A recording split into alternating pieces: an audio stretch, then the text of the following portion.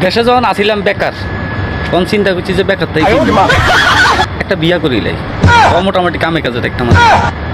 এই কথা চিন্তা ভাবনা করি কিনলাম মায়া চাই পারলে বলি বটক খাড়াই দিলাম বটকে মাইয়া দেয়া চাইলো বেশি কলারও চাইব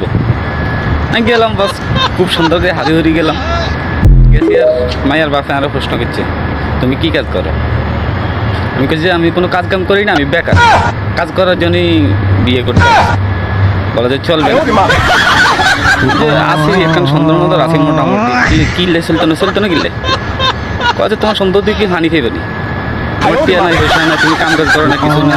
তো আর মাইয়া কি খাইবে এর আগে দুঃখে বিয়া না করতাম আরে বুঝছেন না চলে আসি কোনটা বিয়ে কাতার আয় এন রোদের ভিতরে ভাই লেবারি কাম কাজ করি বুঝছেন রোদের ভিতরে একটা সেরাডারে এইসব করে লেছি আগে কেন সুন্দর মন্দির আসিলাম বুঝছেন না অনেক কালার হয়ে গেছি কালারটা হয়ে গেছে যাই হোক তো মনে মনে কইছি যে টিয়ালাই সেই সময় বিয়া করতাম আর এটা অনেক টি হয়েছে অনেক এবার বিয়া করতাম আর আলাদা কথা আমরা দেশে গেছি এবার দেশে যাই এবার মায়া সাইবার গেছি এবার মায়ের বাপে কোলা পছন্দ করে আমি টিয়া আছে তো কাকু টিয়া আছে আমি টিয়া কামাইছি অনেক টিয়া কামাইছি কাতার রিয়েল কামাইছি সব কয়ে না তোমার রিয়েল দিকে হানি এমনি হোলা তো কালা চলতো না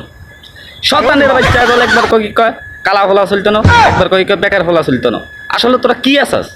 তোগুলাই কি আর বিয়াটা কি বন্ধ হয়ে থাকে শতানের বাচ্চা তো তোরা কি আসাস